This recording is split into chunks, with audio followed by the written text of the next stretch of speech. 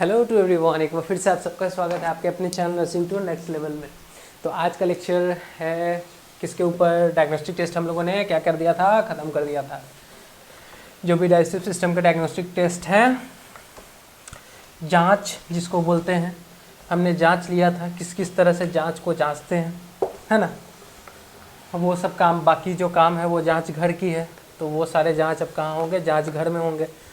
अभी हम लोग अब क्या स्टार्ट करने वाले हैं, अपना मुद्दा एमएसएन में, जिसको बोलते हैं व्हाट, डिसऑर्डर्स। क्या, डिसऑर्डर्स। डिसऑर्डर में पहला सिम्टम्स जो कि कॉमन सिम्टम है, क्या, उल्टी और दस्त, यानी वोमिटिंग और व्हाट। चलो लिखते चलते हैं। डिसऑर्डर देखेंगे, क्या देखेंगे, डिसऑर्डर्स देखेंगे। सॉरी आज लाइट की इशू होगी तो इसलिए माफ़ कर देना, पहले ही मैं बोल रहा हूँ। क्या देखेंगे, डिसऑर्डर्स। अब डिसऑर्डर में क्या देखते हैं, सबसे पहले देखो वोमिटिंग देखें, क्या देखेंगे, वोमिटिंग। वोमिटिंग क्या है, साइन सिम्टम्स में इसको कंसिडर किया जाता है। ये क्या है, सिम्टम्स, एक तरह से बीमारी नहीं है ये, इसको हम लोग सिम्टम्स में कंसिडर करते हैं, क्योंकि वोमिटिंग आपको हर एक चीज़ में, जैसे आईसीपी इंक्रीज़ कर गया, इंट्राक्रेनियल प्रेशर इंक्रीज़ कर गया किसी पेशेंट का ड्यू टू हेड इंजरी, उसमें भी उसमें भी वोमिटिंग होगी। या आपको कोई डिजीज़ हो गई जैसे pylori, hypertrophic pylori stenosis. Stenosis मतलब एक पाइलोरस रीजन में क्या है, उसको नैरो कर देना, रूट को, तो नैरो हो जाएगा, तो उसमें भी वोमिटिंग हो सकती है। इन सब केस में वोमिटिंग कौन सी होती है, प्रोजेक्टाइल वोमिटिंग होती है। क्या होती है, प्रोजेक्टाइल वोमिटिंग, है ना। तो वोमिटिंग अभी हम लोग स्टार्ट करेंगे डिसऑर्डर में, क्या, वोमिटिंग से। तो वोमिटिंग को देखते हैं। वोमिटिंग में एक टर्म आता है नोजिया। क्या, नोजिया, वोमिटिंग, एक वोमिटस। चलिए स्टार्ट करते हैं नोजिया से। क्या हो गया, इच्छा, अर्ज टू डू वोमिट। वोमिटिंग क्या हो गया, रेट्रोग्रेड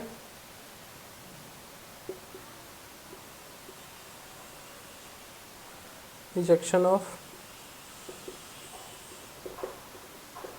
स्टमक कंटेंट। ये मैं शॉर्ट में लिख रहा हूँ, ठीक है। रेट्रोग्रेड कहने का मतलब कि वापस जाना।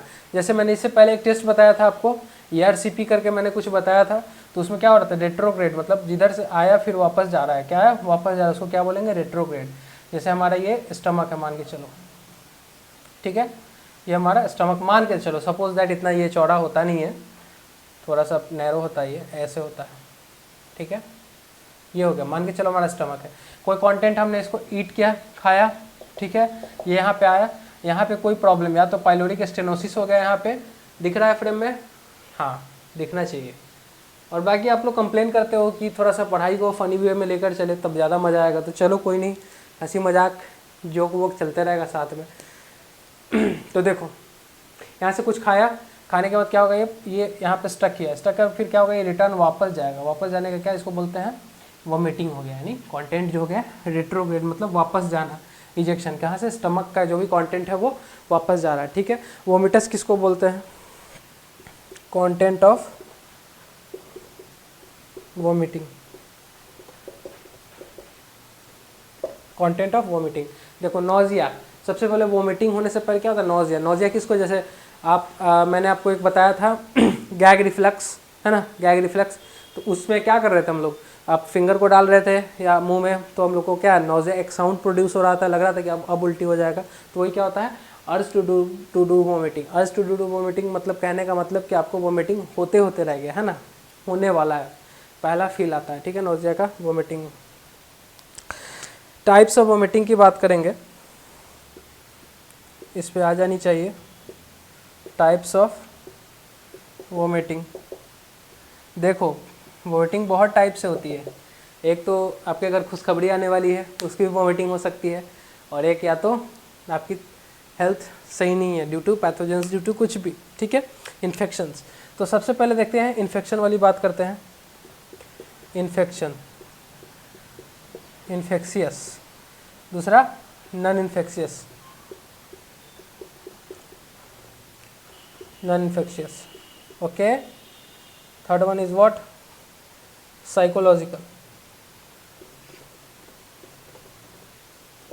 ये वॉमिट होने के 3 मेजर कारण हैं क्यों वॉमिट होते हैं, तो देख लो इन्फेक्शियस में क्या क्या हो सकता है। गैस्ट्राइटिस, उसके बाद हो गया अपेंडिसाइटिस, ठीक है, और पाइलोरिक हाइपरट्रोपिक पाइलोरिक स्टेनोसिस, एचपीएस भी कर सकते हो, हाइपरट्रोपिक पाइलोरिक स्टेनोसिस, बहुत सारे कॉजेज हो सकते हैं, ठीक है। देखो ये तो हो गया आपका बीमारी गैस्ट्राइटिस। अब हम लोग डील करेंगे, आगे देखेंगे गैस्ट्राइटिस किसको बोलते हैं, अपेंडिसाइटिस किसको बोलते हैं, और हाइपरट्रोपिक पाइलोरिक स्टेनोसिस किसको बोलते हैं। आगे डिजीज कंडीशन में देखेंगे, अभी थोड़ा बहुत जान लेंगे हल्का फुल्का क्या होता है।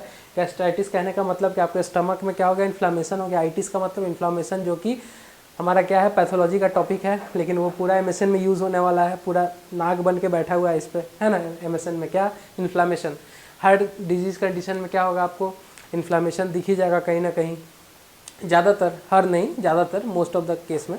तो उसके बाद अपेंडिसाइटिस में क्या हो रहा है, अपेंडिक्स में क्या हो रहा है, आपको इन्फ्लामेशन हो रहा है। एचपी हाइपरट्रोपिक पाइलोरिक स्टेनोसिस, क्या स्टेनोसिस, ये क्या हो गया, पाइलोरिक रीजन जो होता है ये इसको क्या कर रहा है, नैरो कर रहा है। नैरो करने का मतलब कि अगर इसमें जो कंटेंट है ये फर्दर आगे नहीं मूव कर पाएगा, तो ये आगे नहीं मूव करा, यहाँ पे स्टोर होकर आएगा। कितना देर स्टोर होकर आएगा, ये क्या फोर्सफुली क्या करेगा, फोर्सफुली निकलेगा, तो ये क्या प्रोजेक्टाइल वोमिटिंग में कंसिडर होता है। फिर हम लोग देखेंगे वोमिटिंग कितने टाइप्स का होता है, ठीक है। अभी हम लोगों ने देख लिया इन्फेक्शियस, जो कि कारण क्या है, टाइप्स ऑफ वोमिटिंग, इटियोलॉजी बोल सकते हैं इसको, क्या बोल सकते हैं, इटियोलॉजी, किन किन कारणों से हो सकता है। तो ये एक कारण हो गया इन्फेक्शियस का। नॉन इन्फेक्शियस की अगर बात करें तो आपके घर में कहीं खुशखबरी आने वाली है, तो उस टाइम यानी प्रेगनेंसी में कौन कराता है, बीटा एचसीजी, याद रखने वाली बात है, एचसीजी, बीटा एचसीजी।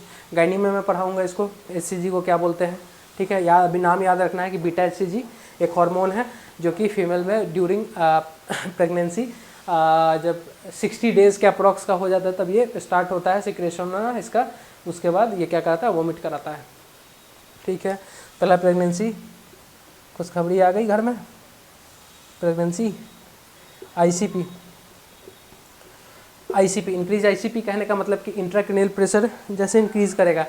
आईसीपी होता है हमारे ब्रेन में, न्यूरो की बात है। देखो कैसे इंक्रीज़ करता है, मान लो कहीं पे चोट लग गया, ठीक है, कहीं पे आप गिर गए, गिरने के बाद क्या होता है, अंदर में कहीं ब्लड निकला, डिस्चार्ज हुआ, क्लॉट हुआ, उसके बाद क्लॉट होने के बाद क्या होता है, आपका जो ब्रेन स्पेस क्या होगा, ये जो स्पेस हुआ इसके अंदर खाली, अंदर में एक ब्रेन भरा हुआ है। ब्रेन पता है आपको कैविटी में क्या है, क्रेनियल कैविटी के अंदर क्या होता है, ब्रेन होता है ना। अब वो ब्रेन को स्पेस नहीं मिल रहा है एक्सपैंड करने के लिए, तो वहाँ क्या प्रेशर बन रहा है, मान लो दब गया, चोट हुआ, लगा, ये हल्का सा इसमें थोड़ा सा भी, हल्का सा भी मूवमेंट हुआ, हल्का सा भी दबाव आया, तो फिर ब्रेन को थोड़ा सा स्पेस तो चाहिए ना, थोड़ा बहुत भी। मान लो सर्कुलेशन भी होता है, तो कहीं भी देख लो इसमें सर्कुलेशन हो रहा है, तो ये दबा के रखोगे तो लगता है ना कि फूलेगा फूलेगा फूलेगा, मतलब अंदर से ब्लड पास हो रहा है। तो वैसे ही उसको स्पेस नहीं मिलता, अगर हल्का सा भी डिसबैलेंस हो जाता है स्पेस का, तो उसके कारण क्या होता है, आईसीपी बढ़ जाता है, इंक्रीज होता है। तो इसका बेस्ट ये है, मतलब बेस्ट कारण है आईसीपी बढ़ने का, हेड इंजरी में ही बढ़ता है आईसीपी। तो देखो इस केस में भी क्या होता है, प्रोजेक्टाइल वोमिटिंग होती है। क्या, प्रोजेक्टाइल वोमिटिंग। कभी भी हेड इंजरी के पेशेंट होंगे उनको प्रोजेक्टाइल वोमिटिंग कहने का मतलब कि आप जो आपकी जो स्टमक से जो कंटेंट है, वोमिटिंग कंटेंट, मतलब जिसको वोमिटस बोलते हैं, वो आपके कभी भी आपके कपड़े पे नहीं गिरेगा, वो दूर, बहुत दूर जाके गिरेगा। आप मतलब वोमिट करोगे, निकालोगे मुंह से, तो उसको बोलते हैं प्रोजेक्टाइल पाथ कहने का मतलब कि ऐसा प्रोजेक्टाइल पढ़े होगे आप लोग, प्रोजेक्टाइल इसको बोलते हैं कि पत्थर फेंकते होगे प्रोजेक्टाइल मोशन में, है ना, वो ज़्यादा दूर तक जाता होगा, उसी को प्रोजेक्टाइल बोलते हैं। चलो दूसरा क्या है, इंक्रीज आईसीपी। उसके बाद वही सॉरी इन्फेक्शियस में ये नहीं आएगा, एचपीएस नहीं आएगा, स्टेनोसिस नहीं आएगा, इसमें आएगा, ये गलत मैंने बता दिया, आई एम सॉरी।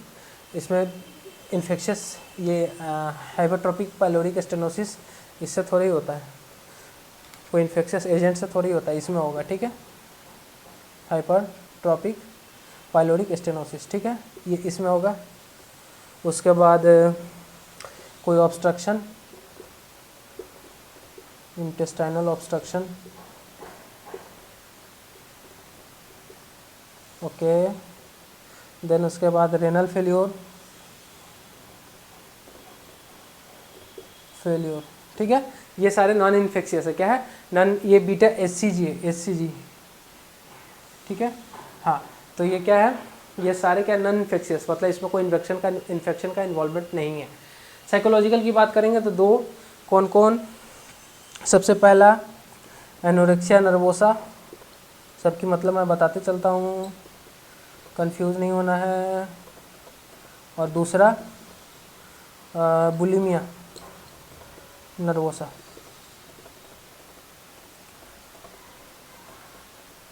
देखो एनोरेक्सिया नर्वोसा, एनोरेक्सिया नर्वोसा कहने का मतलब कि देखो एनोरेक्सिया नर्वोसा साइकोलॉजिकल है, मतलब क्या, आपके माइंड से रिलेटेड। देखो आपके कितने सारे दोस्त होंगे, निब्बा निब्बी, है ना, वही वाले दोस्त। तो उसमें ने किसी ने बोल दिया कि बाबू तुम मोटी लग रही हो, अब थोड़ा खाना कम कर दो। तो बाबू के मन में इतनी बात ये बैठ गई कि अब वो खाना ही छोड़ देगी। ये बेसिकली कॉमन कब होता है, ये जब बाबू आपका 15-16 ईयर्स एज के, मतलब कॉमन इस एज ग्रुप में अगर रहता है तो ये चीज़ फील होता है बाबू को आपके। मेरे पे मत लेना आप लोग, अपने अपने बाबू को लो, ठीक है। तो एनोरेक्सिया नर्वोसा मतलब आप माइंड में एकदम बिठा लोगे कि नहीं, अगर खाना हम खाएंगे तो मोटे हो जाएंगे, इसलिए खाना नहीं है, ठीक है। उस कंडीशन में भी भूख के कारण होता है ना। तो ये एक कंडीशन हो गया साइकोलॉजिकल। और एक बुलिमिया नर्वोसा, बुलिमिया नर्वोसा कहने का मतलब देखो खा लिया है, खाने के बाद अब लग रहा है मन में थॉट बैठ गया कि बहुत ज़्यादा ओवर खा लिया, अब नहीं बर्दाश्त हो रहा है, तो अब निकाल देंगे इसको। तो ये ठीक है, इसको क्या बोलेंगे, किसको कंसिडर करेंगे, बुलिमिया नर्वोसा। ये सारे साइकोलॉजिकल है, मतलब आपके माइंड से रिलेटेड है। माइंड से रिलेटेड कौन कौन हो गए, वो टाइप्स ऑफ वोमिटिंग, इटियोलॉजी मतलब कॉजिंग, पहला इन्फेक्शियस, नॉन इन्फेक्शियस, साइकोलॉजिकल, ठीक है। 3 कंडीशन हो गए। इन्फेक्शियस में गैस्ट्राइटिस, अपेंडिसाइटिस, नॉन इन्फेक्शियस में कौन सा, प्रेगनेंसी, खुशखबरी वाली, आईसीपी इंक्रीज करना, एक्सीडेंट वाला, याद रखना एकदम रिलेट करके। एचपीएस मतलब हाइपरट्रॉफिक पाइलोरिक स्टेनोसिस, इसको यहाँ पे देखो, ये हाइपरट्रॉफिक लिख दें, हाइपरट्रॉफिक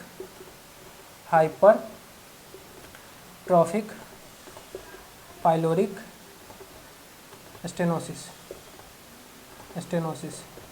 ठीक है। ये हो गए intestinal obstruction, renal failure, psychological, anorexia nervosa, bulimia. जल्दी से इसको लिखेंगे, डू फास्ट। सॉरी वो कैमरा मेरा ये हो गया था, अलार्म बजने लगा था। चलो कोई नहीं। हम लोग क्या देख रहे थे, क्लिनिकल मैनिफेस्टेशन। क्लिनिकल मैनिफेस्टेशन बोलने का मतलब कि साइन एंड सिम्टम्स। अब साइन एंड सिम्टम्स इसका भी हो सकता है, क्या, किसका, नोज़ एंड वोमिटिंग का। नोज़ एंड वोमिटिंग का भी साइन सिम्टम होता है, क्योंकि नोज़ एंड वोमिटिंग खुद साइन सिम्टम्स है दूसरे डिजीज़ का, लेकिन इसका भी कुछ साइन सिम्टम्स होता है। तो देखो अभी क्या बात कर रहे थे हम लोग, सबसे पहले बात कर रहे थे कि देखो आपका जो स्टमक है वो क्या है, हाईली एसिडिक है। क्या है, हाईली एसिडिक, एसिड नेचर रहता है हमारे स्टमक में। आप क्या होगा, वोमिट करोगे, आप फ्रिक्वेंटली बार बार वोमिट करोगे, जितना जो आपका हाईली एसिडिक कंटेंट होगा स्टमक के अंदर, वो क्या होगा, बाहर निकल जाएगा। तो क्या होगा अंदर में, क्या स्टमक का नेचर कैसा हो जाएगा, सारा एसिड बाहर निकल गया तो क्या हो जाएगा, अल्कलाइन हो जाएगा। क्या हो जाएगा, अल्कलाइन। तो मेटाबॉलिक अल्कालोसिस हो जाएगा। क्या हो जाएगा, मेटाबॉलिक अल्कालोसिस, पहला ये। दूसरा अगर बात करोगे, पहला क्या होगा, मेटाबॉलिक अल्कालोसिस। अब देखो आपके स्टमक के अंदर, आपके स्टमक के अंदर क्या क्या प्रेजेंट होते हैं, पोटेशियम और सोडियम प्रेजेंट होते हैं। अब वो सारा बाहर निकल जाएगा तो क्या हो जाएगा, हाइपो मतलब कम होना। तो क्या लिख सकते हैं, हाइपोकैलेमिया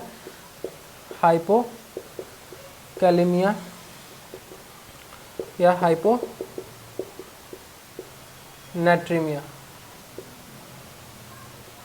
देखो हाइपोकैलेमिया मतलब के फॉर पोटेशियम डिक्रीज और Na फॉर सोडियम डिक्रीज, ठीक है। हाइपोकैलेमिया, हाइपोटेशियम, ठीक है। और आपके वाटर लॉस अगर होते हैं तो क्या क्या हो सकता है, डिहाइड्रेशन में ड्राई माउथ हो सकता है, ड्राई माउथ हो जाएगा। और क्या क्या हो सकता है, weak pulse, oliguria oligo urea नहीं समझ में आ रहा होगा जिनको, तो याद रखना कि 24 घंटे के अंदर में 400 ml से 24 आवर्स कम, ठीक है, 400 ml 24 आवर्स में, ठीक है, ओलिगो यूरिया। ड्राई टंग हो सकता है, ये सारे सिम्टम्स है, याद रखना, समझा भी देंगे। 8 में हाइपोटेंशन हो सकता है, decrease skin turgor, skin turgor, देखो स्किन टर्गर डिक्रीज हो जाएगा। देखो अब देखो इतना ही काफ़ी है, इससे ज़्यादा नहीं। मेटाबॉलिक अल्कोलिसिस मैंने बता दिया, हाइपो क्या दोनों बता दिया कि कम क्यों होगा, बाहर स्टमक से बाहर जो कंटेंट बाहर निकल रहा है क्या होगा, डिक्रीज हो जाएगा। ड्राई माउथ हो सकता है, माउथ सूखा सूखा हो जाएगा। क्यों सूखा हो जाएगा, क्योंकि फ्लूइड भी निकल रहा है आपके बॉडी से, फ्लूइड अगर निकल गया तो जाहिर सी बात है कि ड्राई होना है। वीक पल्स, पल्स क्यों वीक रहेगा, वही फ्लूइड वॉल्यूम, फ्लूइड के कारण। Then oliguria, fluid weak pulse ऐसे भी हो सकता है आपका हाइपोटेंशन हो रहा है, उससे भी रिलेट हो सकता है। ओलिगोयूरिया मतलब आपको 24 आवर्स में विद इन 400 ml यूरिन, उससे ज़्यादा नहीं पास कर पाओगे आप। ओलिगोयूरिया मतलब पानी की अगर कमी हो गई तो समझ में आया ओलिगोयूरिया। ड्राई टंग क्या होंगे, ड्राई हो जाएंगे। और स्किन डिक्रीज क्या होगा, skin turgor pressure. Skin turgor pressure देखो नॉर्मल, अगर किसी हेल्दी आदमी का बात करते हो जो नॉर्मल एडल्ट होता है, उसका क्या होगा, टर्गर प्रेशर मतलब कहने का मतलब कि ऐसे जनरली बच्चों में क्या होता है, स्टमक के नाभि के नीचे उसको खींच के चेक किया जाता है, और बड़ों में चेस्ट के पास, क्योंकि बड़े में क्या हो जाता है, पेट पे फैट आ जाता है ना, फ्रेम में आ रहे हो ना, हाँ। तो बड़े में क्या होता है, पेट पे फैट हो जाता है, जिसके कारण आप प्रॉपर उसका नहीं देख सकते। लेकिन इसका टाइमिंग क्या होता है, खींच के 2 से 3 सेकंड टाइम लगना चाहिए, कितना, 2 to 3 second normal shape regain करने में स्किन का। जैसे ये मैंने खींचा 3 सेकंड के अंदर, अगर नहीं हो रहा है, 3 सेकंड से ज़्यादा लग रहा है, तो क्या हो सकता है, क्या हो सकता है, पानी की कमी हो सकती है बॉडी में। पानी पानी पानी, अंकल जी पानी पिला दो, मेरा गला सूख रहा है। चलो और भी 1-2 लिख सकते हो। शॉक हो सकता है, चलो मिटा दो। शॉक क्यों होगा, अचानक से फ्लूइड आपके बॉडी से कम हो जाएगी तो शॉक ही होगा ना। चलो चलो चलो देखो अब क्या देखोगे, डायग्नोस्टिक इवैल्यूएशन की बात करते हैं। क्या करते हैं, डायग्नोस्टिक इवैल्यूएशन। डायग्नोस्टिक इवैल्यूएशन कौन कौन से होंगे, देखो सबसे पहले history and physical examination. History and physical examination, क्या करेंगे, हिस्ट्री एंड फिजिकल एग्जामिनेशन करेंगे, ठीक है। देखो सब, और देखो हिस्ट्री में क्या लेंगे, हिस्ट्री पेशेंट का, कि आपने कल रात को क्या खाया था, है ना, आपको इससे पहले भी कंटिन्यू फ्रीक्वेंटली वॉमिटिंग हो रही है, कब से वॉमिटिंग स्टार्ट है, ये सारे क्या हम लोग हिस्ट्री लेंगे पेशेंट की।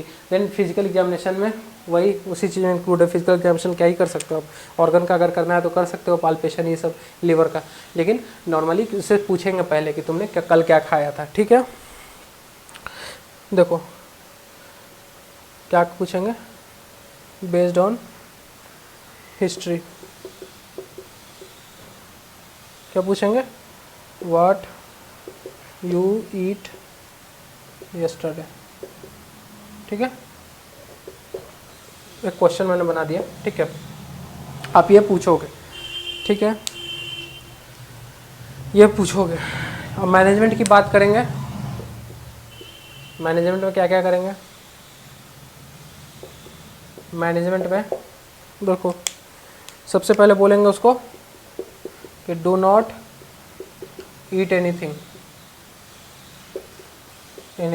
कुछ खाओ नहीं, खाओ पियो मत, ठीक है। और जब मेडिसिनल मैनेजमेंट की बात आएगी तो एंटीमेटिक्स प्रोवाइड करेंगे, क्या, एंटीमेटिक्स प्रोवाइड। अब देखें एंटीमेटिक्स कितने टाइप्स के होते हैं और क्या क्या है, कहाँ यूज़ होता है, एंटीमेटिक्स किसको बोलते हैं। तो antiemetics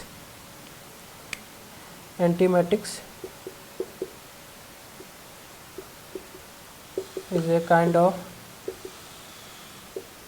drug which reduce nausea and vomiting, ठीक है, क्या करता है, रिड्यूस करता है। ठीक है, most common side effect of antiemetics are क्या होते हैं, ड्रोजीनस। ड्रोजीनस कहने का मतलब कि पेशेंट को लेथार्जी होगी, फील स्लीपी, लेथार्जी, ये सारे पेशेंट क्या करेगा, फील करेगा। ठीक है, फील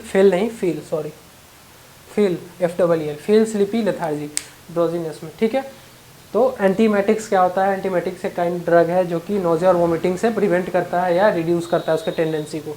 ठीक है, मोस्ट कॉमन साइड इफेक्ट क्या होंगे इसके, एंटीमेटिक्स के, ड्रोजीनस। क्या होंगे, ड्रोजीनस मतलब नींद आना, जैसे सेट्रिजिन ये सब भी खाते हो तो थोड़ा बहुत लगता है ना, लेथार्जी फील होती है ना, तो वही चीज़ है ये एंटीमेटिक्स। तो एंटीमेटिक्स का भी सेम है।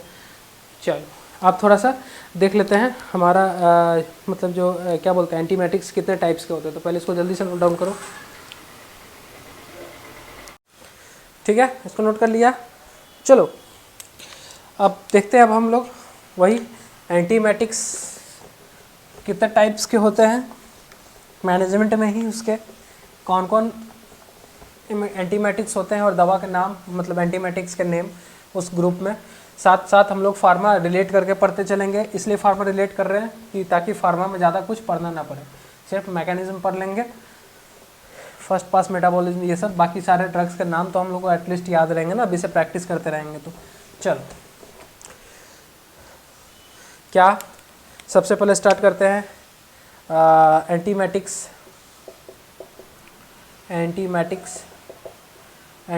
देखते हैं। सबसे पहले की बात करेंगे तो कौन सा होता है antiemetics, serotonin antagonist.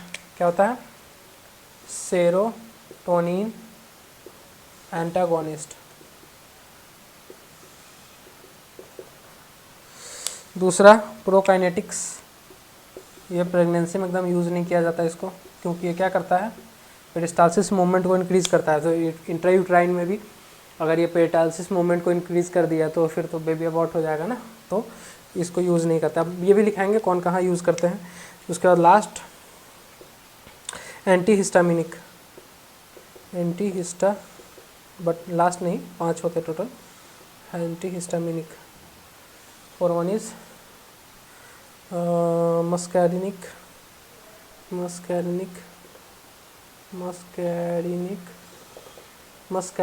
Muscarinic receptor antagonist.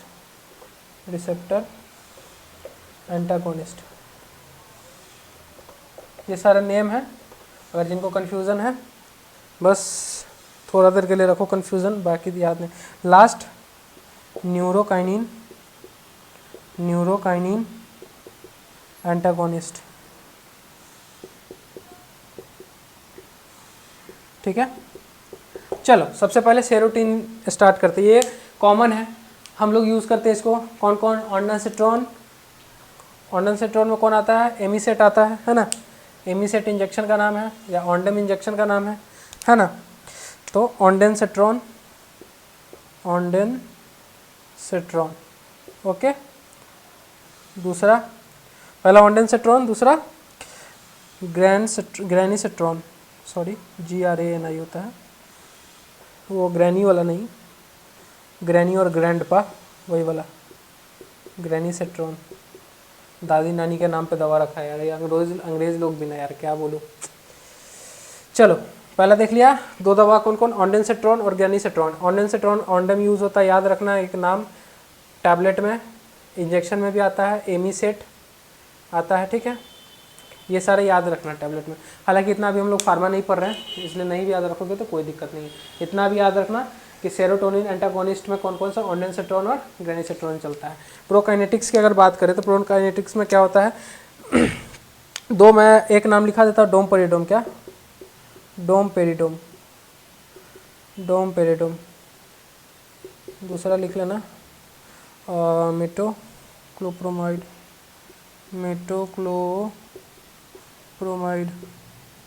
ठीक है, ये दो नाम याद रखना, ठीक है। डोमपेरिडोम, डोमपेरिडोम कब, डोमपेरिडोम से अगर नहीं याद आ रहा है किसी को तो किन्हीं को, तो याद रखना कि एक पैन DSR करके एक दवा आता है टैबलेट, जिसमें क्या होता है पेंटॉप भी रहता है, पेंटोप्राजोल भी रहता है और डोमपेरिडोम भी रहता है। पेंटोप्राजोल गैस का हो गया और डोमपेरिडोम क्या होता है नोजिया को प्रिवेंट करने के लिए, यानी वोमिटिंग को बचाने के लिए क्या होता है डोमपेरिडोम। तो वही डोमपेरिडोम वहाँ पे DSR में हो गया, ठीक है। चल अब एंटीहिस्टामिनिक देख लेते हैं। एंटीहिस्टामिनिक में पहला हो गया मेक्लीजिन, मेक्लीजिन, दूसरा हो गया साइक्लीजिन, साइक्लीजिन। पहला हो गया क्या मेक्लीजिन और दूसरा क्या हो गया साइक्लीजिन। एंटीहिस्टामिनिक में कौन कौन हो गया मेक्लीजिन और साइक्लीजिन, ठीक है। तो प्रोकाइनेटिक्स में याद रखेंगे कि क्या होता है, ये इंक्रीज कर देता है पेरिस्टाल्टिक मूवमेंट को, पेरिस्टाल्टिक,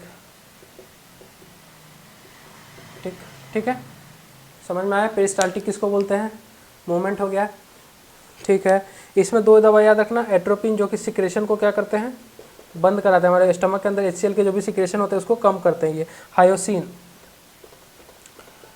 देखो एक एट्रोपिन हो गया, एक हायोसिन हो गया। हायोसिन को याद रखना कि ये कॉमन क्या है मोशन सिकनेस वाला ड्रग है, मतलब आप कभी भी दवा गाड़ी से घूम रहे हो कार से तो आपको जो नोजिया वाली फीलिंग आती है तो वो उसको कौन कंट्रोल करता है, उसको बेसिकली यूज़ करना चाहिए हायोसिन। क्यों है, मोशन सिकनेस से प्रिवेंट करने के लिए होता है। मोशन सिकनेस से जो भी आपको वोमिटिंग टाइप लगती है यानी नोजिया लगती है, सिकनेस, ठीक है। उसके बाद लास्ट न्यूरोकाइनिन एंटागोनिस्ट एप्रीपिटेंट,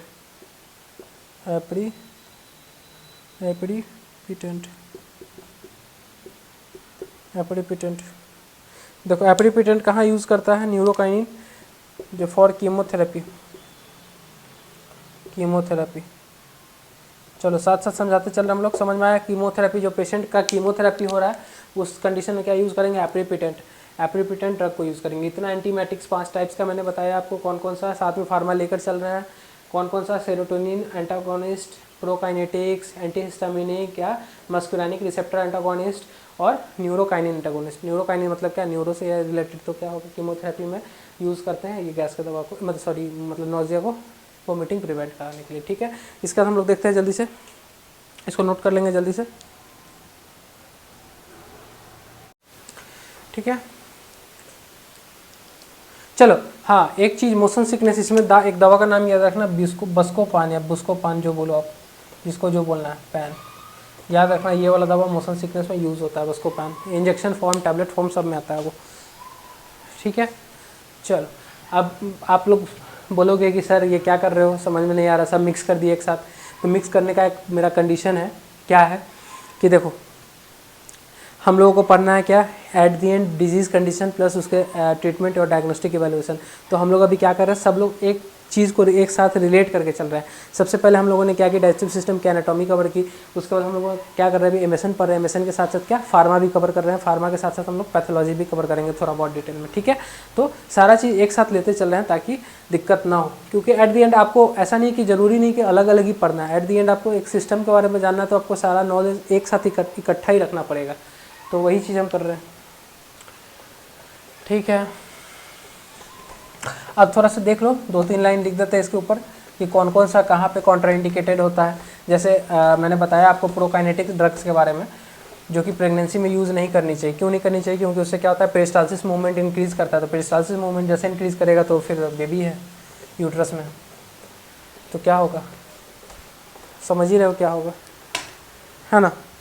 तो लिखो यहाँ पे prokinetics are avoid in pregnancy, ठीक है। प्रोकाइनेटिक्स क्या है, प्रेगनेंसी में अवॉइड है, और कहाँ कहाँ अवॉइड है, इंटेस्टाइनल ऑब्स्ट्रक्शन,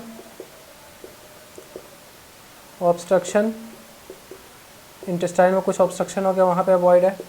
पहला क्या है, प्रेगनेंसी में अवॉइड है। दूसरा इंटेस्टाइनल ऑब्स्ट्रक्शन में एक्टिव GI ब्लीडिंग, याद रखना जो भी मैंने शुरू में सारे लिखाए थे जब बेरियम सेलों में कि कहाँ कहाँ ये रहते हैं, कहाँ कहाँ यूज़ नहीं होते हैं, ठीक है, वहाँ पे, ठीक है।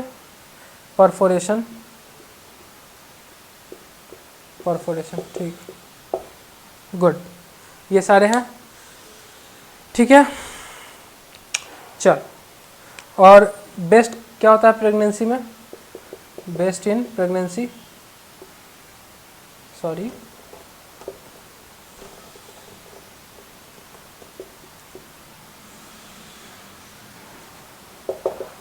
बेस्ट इन प्रेगनेंसी कौन होते हैं, एंटी हिस्टामिनिक, क्या एंटी हिस्टामिनिक, एंटी हिस्टामिनिक जो मैंने बताया है वो जो ड्रग होते हैं वो बेस्ट यूज़, मतलब अगर प्रेगनेंसी में आपको यूज़ करनी है तो एंटी हिस्टामिनिक यूज़ करेंगे, क्या यूज़ करेंगे, एंटी हिस्टामिनिक, ठीक है। चलो, अब कीमोथेरेपी की मैंने एक लिखाई थी लास्ट में, सबसे लास्ट में, तो देखो उसमें लिख सकते हो आप कि बिफोर कीमोथेरेपी, अगर कीमोथेरेपी से पहले की अगर बात करोगे तो कीमोथेरेपी मतलब क्या है, कैंसर के लिए पेशेंट जो होते हैं कैंसर का, उनका एक थेरेपी होता है केमिकल थेरेपी, जिनको कीमोथेरेपी बोलते हैं। तो बिफोर की अगर बात करोगे तो एमीसेट यूज कर सकते हो, एमीसेट बोले तो ऑन्डन सेट्रॉन, ठीक है, ऑन्डन सेट्रॉन, ऑन्डन सेट्रॉन, ठीक है। सीवियर में कौन कौन से यूज़ करेंगे, याद रखना, बताया मैंने, एप्रीपिटेंट बताया था, क्या बताया था, एप्रीपिटेंट, एप्रीपिटेंट। नहीं समझ में आ रहा होगा, कोई बात नहीं है, समझने वाली चीज़ है। मैंने आपको लिखाया था इससे पहले स्लाइड में 5 का डिफरेंस टाइप बताया था मैंने, तो उसमें से एक लास्ट वाला एप्रीपिटेंट बताया था। एप्रीपिटेंट का क्या यूज़ बताया था कि केमोथेरेपी के कंडीशन में यूज़ होता है ये एप्रीपिटेंट। तो वैसे ही याद रखना है कि पहले ये प्रोकाइनेटिक्स को तो अवॉइड करना है, कहाँ पे, प्रेगनेंसी में अवॉइड करना है, इंटेस्टाइनल ऑब्स्ट्रक्शन में अवॉइड करना है, एक्टिव जीआई ब्लीडिंग में भी अवॉइड करना है। क्यों अवॉइड करना है, क्योंकि पेरिस्टाल्सिस मूवमेंट होगा तो सारा चीज़ को बढ़ा देगा, जीआई ब्लीडिंग भी बढ़ जाएगा, परफोरेशन होगा, परफोरेशन भी बढ़ जाएगा, सिंपल साइंस है, इसको समझना है, ठीक है। इंटेस्टाइनल ऑब्स्ट्रक्शन होगा तो उसमें भी प्रॉब्लम होगा। देन हमें क्या यूज देखना है, बेस्ट इन प्रेगनेंसी, प्रेगनेंसी में कौन सा बेस्ट होगा, तो एंटी हिस्टामिनिक होगा। कौन सा anti histaminic, before chemotherapy, chemotherapy से पहले कौन, ऑन्डन सेट्रॉन देंगे। और जब यही सीवियर मतलब आफ्टर केमोथेरेपी, आफ्टर नहीं ड्यूरिंग भी दे सकते हैं, अगर ज़्यादा केमोथेरेपी यूज़ कर रहे हैं, ज़्यादा अगर सीवियर केस हो गया तो उस टाइम कौन देंगे, एप्रीपिटेंट देंगे, क्या देंगे, एप्रीपिटेंट, ये दवा का नाम है, मतलब ग्रुप का नाम है, ठीक है, एप्रीपिटेंट। चलो, अब ये चीज़ देख लिए हम लोग, क्या देख लिए, फार्माकोलॉजी देख लिए अच्छे से, क्या चीज़ का, एंटीमेटिक्स का, एंटीमेटिक्स का याद रखना 5 कौन कौन से, बताओ आप लोग कमेंट में जल्दी से, कौन कौन से हैं 5, 5 5 5, जादू का जादू है सब। चलो ठीक है, वो 5 याद रखना, नहीं याद रखा नोट्स पीछे करो, देखो लिखा हुआ है, आप लोग बताओगे मुझे कमेंट में, मैं नहीं बताऊंगा बार बार, ठीक है, जल्दी से बताओ क्या 5 है ना। चलो, अब इसके बाद क्या देखना है हम लोग को, अदर क्लासिफिकेशन, एक और क्लासिफिकेशन देखना है किसका, other classification, classification, other classification क्या देखना है हम लोगों को,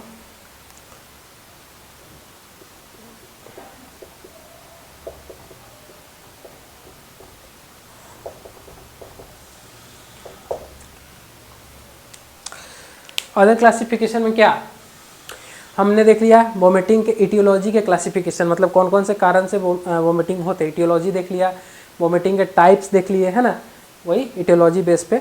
देन हम लोगों ने मैनेजमेंट देख लिया, मैनेजमेंट का देखना है कि आप जो वोमिटिंग का जो कंटेंट निकलेगा आपके माउथ से, जो आपने वोमिट किया यानी वोमिटस, तो कंटेंट ऑफ वोमिटिंग मतलब वोमिट का, सॉरी वोमिटस का, तो वोमिटस के भी कुछ प्रकार होते हैं 2 या 3, तो देख लेते हैं, 2 या 3 नहीं 3 होते हैं, कन्फ्यूज़न में नहीं डालना है, यहाँ पे हम लोग ऑस्कर नहीं दे रहे किसी को, इसलिए कंफर्म रहना है कि हाँ 3 होता है तो 3 होता है, ठीक है। तो सबसे पहला देखेंगे बिलियस, बिलियस क्या हो गया, बिलियस वोमिटिंग, नाम में ये क्या, बिलियस यानी बाइल से रिलेटेड है, तो लिख सकते हैं बाइल इन वोमिटिंग, बाइल इन वोमिटिंग, ठीक है, बाइल इन वोमिटिंग, ठीक है। बाइल होगा किसमें, वोमिटिंग में, कौन सा कलर का हो जाएगा ये वोमिटिंग, ग्रीन कलर का होता है, क्या होता है, ग्रीन कलर का।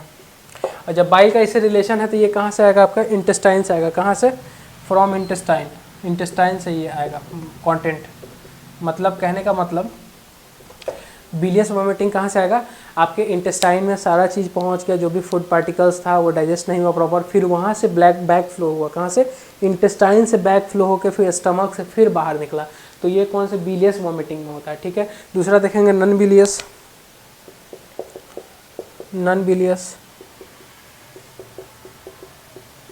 Non bilious vomiting. Non bilious क्या होता है, नाम ही है नॉन, और बिलियस मतलब normal type of vomiting. Normal type of vomiting क्या, based on what you eat. Non bilious कहने का मतलब नॉर्मल टाइप ऑफ वोमिटिंग, क्या है नॉर्मल टाइप ऑफ वोमिटिंग, मतलब आप जो खाए हो उसके ऊपर डिपेंड करता है ये कि आपने क्या खाया है, उसके अकॉर्डिंग ही वोमिट होगा, यानी स्टमक से रिलेटेड है ये। लेकिन बिलियस क्या, अगर बाइल आ गया यानी येलो हो गया, सॉरी ग्रीन हो गया आपका वोमिटिंग अगर वोमिटस, तो समझना कि वो कहाँ से हुआ है, आपके इंटेस्टाइन से। ठीक है, एक लास्ट देख लो, हेमाटेमेसिस। ठीक है, नाम ही है हेमहीम, मतलब क्या, blood in vomiting.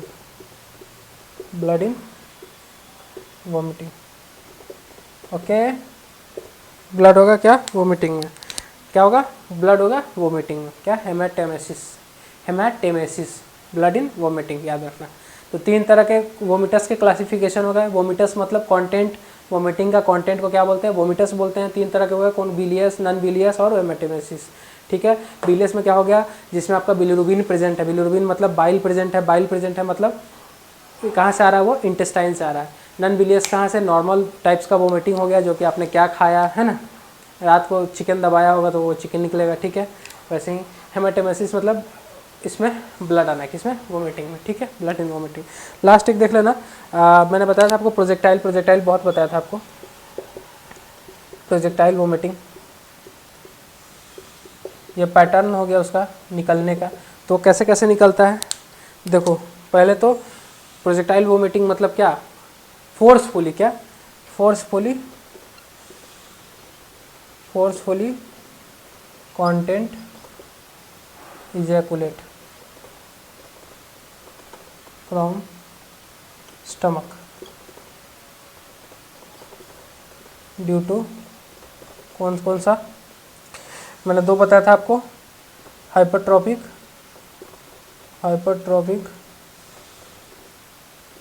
Pyloric stenosis, और दूसरा क्या बताया था आपको, increase ICP, intra cranial pressure. ठीक है, मैंने इतना बताया था आपको। Forcefully content ejaculate from stomach due to hypertrophic pyloric stenosis. मैंने पाइलोरिक स्टेनोसिस बता दिया कि क्या होता है। ठीक है, इसको जल्दी से नोट कर लेंगे। ये 3 वो वोमिटस के क्लासिफिकेशन है। बस वोमिट आज खत्म हो गया, नोजन वोमिटिंग खत्म। अब यहाँ से हम लोग कल से क्या स्टार्ट करेंगे, डायरिया। डायरिया क्या होता है, कल से क्या देखेंगे हम लोग, डायरिया। क्या देखेंगे, डायरिया। ठीक है, कल से हम लोग देखेंगे डायरिया। आज वोमिटिंग खत्म। वोमिटिंग को अगर इसमें किसी को कुछ नहीं समझ में आया तो आप लोग कमेंट डाउन कर सकते हो कि हाँ ये पॉइंट नहीं समझ में आया, मार्क कर देना। नहीं तो वीडियो सेकंड पे मार्क कर देना कि हाँ 13 मिनट पे नहीं समझ में आया, 14 मिनट पे नहीं समझ में आया, मैं आपको क्लियर कर दूंगा। ठीक है, कोई चीज़ अगर नहीं समझ में आया, रियली कोई चीज़ नहीं समझ में आया तो आप लोग कमेंट डाउन करना उस चीज़ को। ठीक है, आशा करता हूँ कि अच्छा लगा होगा। मिलते हैं फिर कल के लेक्चर में। सबको बाय।